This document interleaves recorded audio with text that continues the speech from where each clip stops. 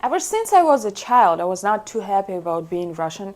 I was like, oh, I wish I was born in a European country so I could travel without a barrier. I could meet people from other countries and share the same language and the same culture. But it was only downhill from there. 2014 is when the first sanctions hit, and we all know what happened in 2022. Now let me tell you how it impacted my life and how it changed what being Russian is. I moved from Russia to the US almost 6 years ago.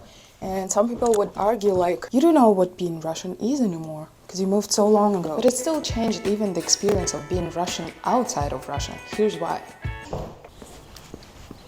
There is no more money transfer. I used to send money using like Western Union or PayPal when I wanted to buy some products from Russia or to send money to my family.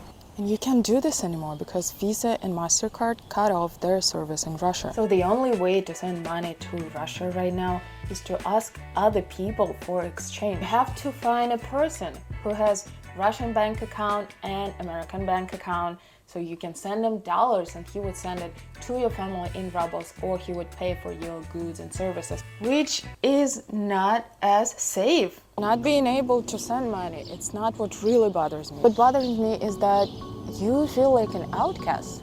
You don't feel welcome. You don't feel like you're a part of this global society. And it sucks. It also feels like you should be ashamed somehow of where you are from. And all people think about when they see you, they think about the war and Putin. Another reason for feeling isolated today is that Russians are not longer welcome in many European countries. Some countries completely banned the entry for Russian people, and others just made it like 10 times harder to get a visa to. It's always been hard to get a tourist visa to the US for Russians, but now it's like nearly impossible. There is even no more direct flights between Moscow and New York, between Russia and the US. That's where we are in 2023, not being able to travel between two countries. Just a quick reminder, if you're enjoying this video, please make sure to subscribe and to leave a comment down below. It's crazy that there is no more direct flights between the US and Russia, but you know what else is crazy is that people are dying at war at the moment.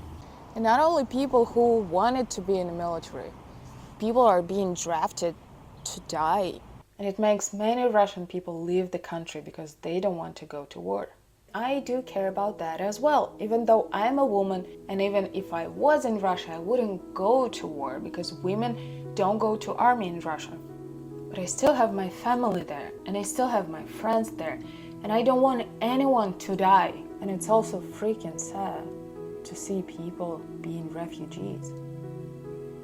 And when I was getting ready to make this video, I discovered another thing that made me feel super weird. When you search words like Russia, all you can find is videos about Putin and war, Putin and war. I wish I was not associated with these two things. Like, Russia is so much more than this. Russian people are so much more than war and Putin. I hate the fact that when people look at me, they think about war. Thanks for watching the video, and if you've got this far, you have to go ahead and check out my other videos. Like this one I made to answer the question, is Russia a European country or is it Asian country? Check it out.